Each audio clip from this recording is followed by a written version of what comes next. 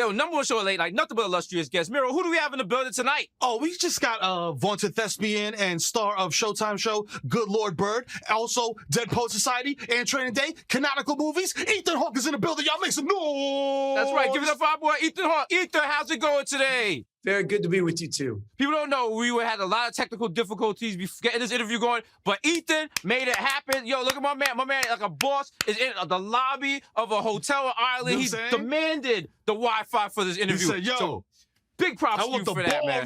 I want the ballroom. Come on, Look man. at that. The flex. That's right. The flex. You gotta treat me like I'm somebody. Exactly. Let them know. Let them know how we run Showtime gang. You know the vibes.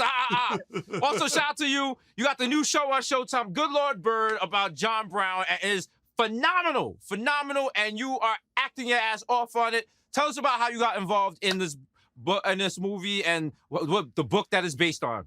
Well, I'll tell you, I don't know if it's of interest to you or not, but I was doing Magnificent Seven with Denzel. Mm-hmm. And I had to do this scene where, my character in that movie is like, he's wrecked from the Civil War. And I had these lines where I'd say to Denzel, the war is over, the war is over. My character didn't want to fight anymore. No, he's saying to me, the war's over. And I keep saying, it's not over. It's not over. The fighting just keeps going on and on. I don't want any part of it. That was the scene. And I'm learning my lines and I'm on my way to set. I can see by your faces you think I'm lost and the story's not going to make any sense, but it is going to be good. And I'm going to get to it. We're right there. We're right with you. I'm on the way to set and I'm learning my lines about how I say, the war ain't over, the war ain't over. And on the radio station in Louisiana, they're having this talk about whether or not they should be able to fly the Confederate flag over the Capitol building, And I'm thinking to myself, this is very weird, and then I go and I put on these old 1800s clothes, and I go to Denzel and Antoine's directing. We made Training Day together, and I have these lines about, the war's not over, and it's not over. This flag is being waved, and the cinematographer that day said to me, just strangely, he said, you should play John Brown. And I was like, what makes you say that? And he said, well, I'm reading this book called The Good Lord Bird. I'm like, what the hell kind of title is that? What does that even mean? And he says, no, it's like when you see a bird and it's so beautiful, you say, good Lord, right? That's a good Lord bird. And I thought, well, now, wait a second, that's a great title. And I got to read this book. And, one domino fell after another. And then I fell in love with the book. I fell in love with McBride. We met in Brooklyn. Look at this. This nice man is bringing me coffee because they were, I was not a very good hotel guest. I was very mad about our internet connection. But so the man is hooking me up with some coffee.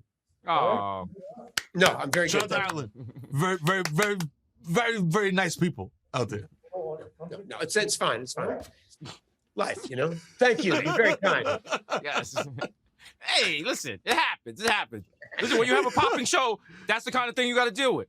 You got to say, I'm a VIP, man. I don't get the room in the corner with the lousy internet. You got to hook me up.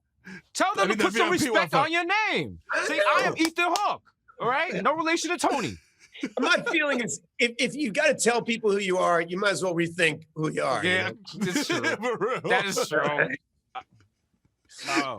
So you was just saying you worked with Denzel and Antoine on this, and then I came across this book, and I met McBride in Brooklyn, and he's one of these guys. You guys should have him on your show. This guy he's just one of the most beautiful people I ever met, and he's got a new book called Deacon King Kong that's phenomenal, and we just decided we'd go for it. And the world has changed a lot. That conversation was 4 years ago. We met at a cafe after Trump had won the election, but before he'd been inaugurated. I think it was right around that kind of time. And I remember talking about, well, how bad could it get? And the world seems to have changed a lot since then. And, making this show became a lot more dangerous because there's a lot more forces at work for negativity. And it's just changed since he wrote the novel, And I'm glad that you liked it because, we had said off the show that, some of these historical pieces sometimes rub you the wrong way. And sometimes they do me too. And the thing about McBride that's different is he's funny. He's Mhm. really funny. It's kind of like, it's not the John Brown story that Toni Morrison would tell you. I'm sure that would be very good, but this Right. one's more like the one that Eddie Murphy would tell you, or Red Yeah. Fox would tell you, or Chris Rock. And comedy is such a great tool to make people think differently. Mhm. If you yell at people, all they do is get in their little hole. But McBride has this way of being so funny and cutting that he makes you think differently. Because I'm watching it and I'm just like laughing, and I'm like, I'm really laughing at a show that takes place in this period of time. And also, shout out to you, the portrayal you do is just so amazing. He's so intense. It's like he's out of control, but he's fully in control. And the other characters are like, yo, this guy is wilding. Like, who did you base the character on? Well, I had this grandfather when I was growing up who was a really intense guy. He was a county judge in Fort Worth, Texas. He was a Texas state representative, and he took the unwavering equality of mankind incredibly seriously. And he used to, he would always yell at me whenever we talked. You go to a ball game, and you want a hot dog? And it's just like, and he was always Yes. incredibly intense, Uh-huh. And so I think that in a lot of ways, this story, even though John Brown is kind of the event of the show, the story is told from this kid Onion's point of view, this Mhm. young actor. He's amazing. And Yeah. so it's not John Brown as he was. It was the way Onion sees him. Sees him. And Yes. so I kind of imagined he should see me the way I saw my grandfather's, just always yelling at him. But my grandfather also had a lot of integrity. He didn't take any shit from anybody. And it was nice to be around somebody who knew who they were and had the courage of their convictions and really cared about other people. And, so that was kind of the root of how I came at John Brown. Gotcha. Yo, you've played dozens of like memorable characters throughout your career. The average cinephile is very familiar with you. The Hood, I feel like, was not super familiar with you. You did Training Day and it was just like, boom, like, who is this dude? You know what I mean? Like you like to get wet scene is like a meme, like at this point, you know what I'm saying? Like, how did that? No. Riding around through the, Watts and Compton with Denzel and that Monte Carlo. You got to understand, that's like, it was shortly after he played Malcolm X. He was full of political knowledge that I wasn't aware of. We did ride-arounds with police. I also did Brooklyn's Finest with Antoine, and I did ride-arounds on the East Coast too. And that was a huge education for me about this country and the way the police system works. So all this conversation that's happening now, I mean, I know it's not new to you, but it's not new to me either. Those movies had a huge impact on my brain. That to me was just like it didn't introduce me to you, but it just showed me like another side.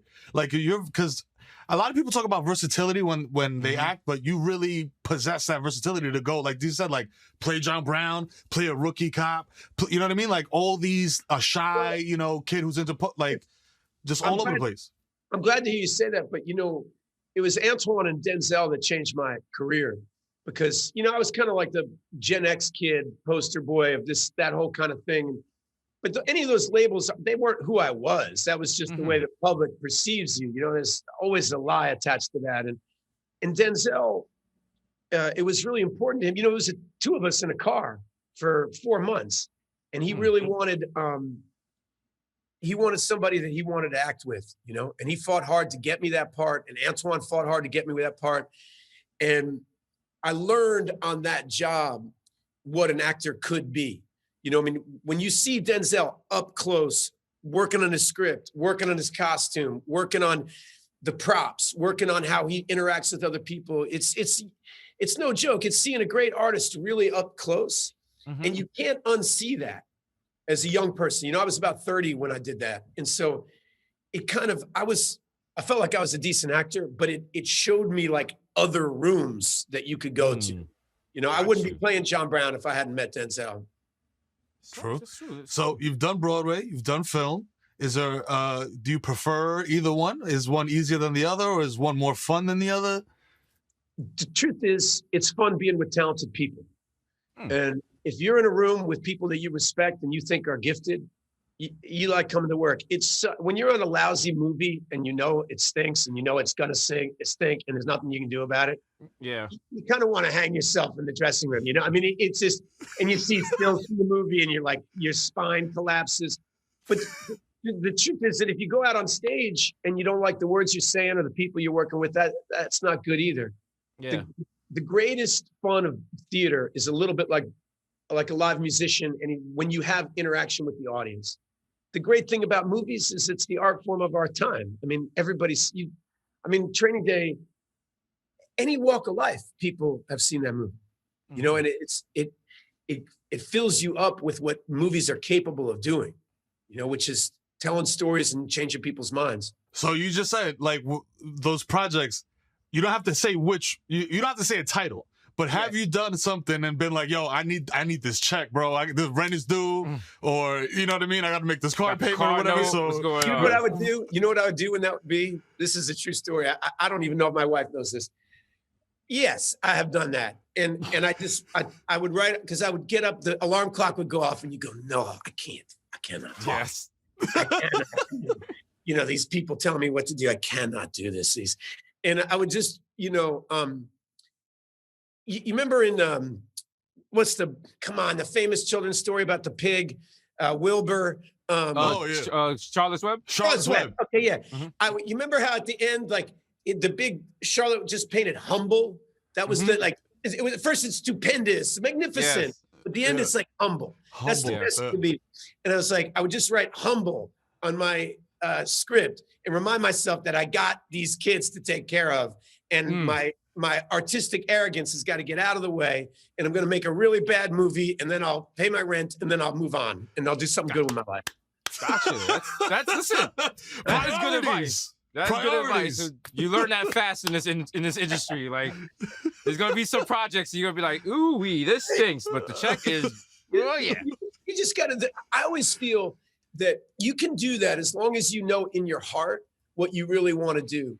When young people get confused is when you eat too much of that crappy pie without filling your heart up with something you really love, you know? I mean, I can see where you guys carry your work, that when you love what you're doing, the whole thing comes alive, you know, and it's easy and it's funny. And, you know, if you got some lame guest on like me, it becomes work. And come on, man. you know what I'm saying? I know what you mean. Yeah. It's good things happen when you're in touch with things that you really care about. Like working with McBride on Good Lord Bird, there were days on that thing that it's just horrible. You know, we're dealing with really horrible part of American history, asking people to act and play out scenarios that are not something anybody wants to think about. But you got to kind of double down on that. There's value in telling the truth about our past because it informs our present. And if we can make people laugh and we can make people love and make people actually understand, you know, you want to talk about systemic racism. John Brown's a great place to shine the microscope or the magnifying glass, whatever you want to call it, because that's what he was fighting against. You know, the way this country was actually built at its foundation, that there was some lies there and there were big, hurtful lies. And he was hell-bent to crack open those lies. Sure it was. So wait, you're in Ireland right now. Are you filming? Yeah. Okay. Are you guys, what's it like now filming? Because, well, you know, after this pandemic, we've tried to do some remote shoots. We've tried to do things of, you know, the world has changed and we know we're probably never going back to normal. What's life on set like now, other than wearing face masks all the time? It's like this, you know, like the hair and makeup people have masks on. I mean, I swear to God, you guys, I've been working over here for a few weeks. And if I sat on the bus next to the director and cinematographer, I wouldn't recognize these guys. You know, I don't see them all day long. Right. It's very intense. There's no other way. I mean, I like everybody else. I'm totally off balance. I can't. I really want, the company's doing a really good job of giving people COVID tests, and everybody's working really hard to stay healthy because we want our industry back. You know, and if we can successfully make some movies without people getting sick, you know, I'm proud of the NBA. You know, the NBA, you know, the NFL's got all these illnesses, Major League Baseball, you know, all these people, they haven't been safe, and it screws the whole thing up. And the NBA's done such an incredible job with, Yes. it can't be easy for these guys to be in this bubble, man. I mean, they're sacrificing a lot so that we can have something to do at night and have the love of this game. Yeah. And my hat's off to them. It's a lot easier Yeah. in the film set, I mean, Definitely. So you go home at the end of the day. Yeah. what's that? And so you get to go back to the ballroom at the end of the day. I go here and dance with myself, It's Oh. lonely, but it's fun. It's fun. Speaking of the NBA, man, the Knicks, bro. Talk about them. How you feeling? How you feeling? What are we gonna do? What are we gonna do? It's kind of humiliating in a way because I'm watching the finals and I see Pat Riley up there, all arrogant as hell, and sitting up there lording over the whole thing, Mhm. and I can't help think you left us.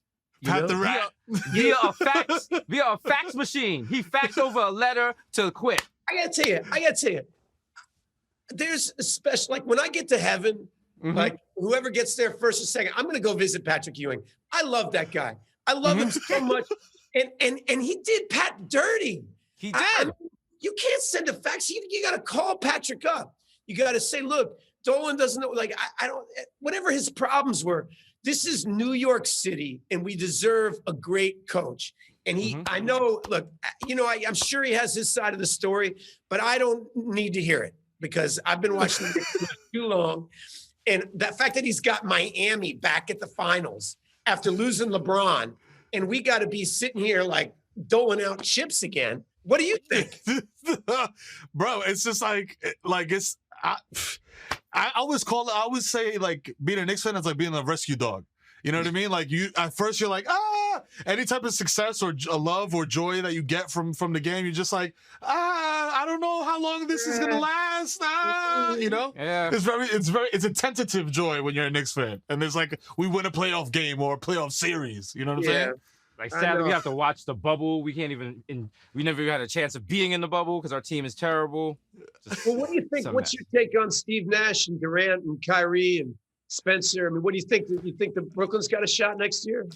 You know what the thing is? I think they do, and it's not just that. It's like it's also the optics game because Brooklyn is rebranding. Brooklyn seems like the cooler team now. You have like the owner of the Knicks aggressively fighting with politicians against like Black Lives Matter and stuff. It's looking very dark. It's looking very dark, and I think we might get to a world where the Brooklyn might be the team of New York, which is wild. It really might happen. Look, there was a bad sign. I mean, if 2020 wasn't bad enough, maybe this might have been 2019, but you can't kick Oakley out of the building. No. I don't care. I No. don't care. You can't. That's his building. You can't kick Oakley out of there. It's so disrespectful. It's so disrespectful. I can't even believe it. And Man, he should have Oakley courtside smoking cigars. You know what I'm saying? Like, get a brain in your head. Absolutely. But so I don't know. I pray for the Knicks. I want them. We deserve a great basketball team. We're a great We basketball do. city. We deserve it. And there's great players. I don't understand. My son had a big Melo. There was a great dream for a little while that Melo might, do it for us. Then there was a moment where it looked like LeBron might come here. That didn't happen. How many pump fakes have we had? How many times? Too many Durant. I held out hope for Durant, but he's in Brooklyn. Durant, Kyrie. Does anybody got any rumors about how he's feeling? How's rehab is Durant- going? Durant is ready to play. He's like happy over there. He keeps throwing shots at the Knicks, which he's gonna do for the whole time he's over duration there. of him in Brooklyn. You gotta appreciate it, But yeah, man. But listen, when this is all said and done, and this pandemic's over, we're back in the Garden. We gotta watch a game together, Ethan. The three of us. Courtside. We got to flank Do you. it.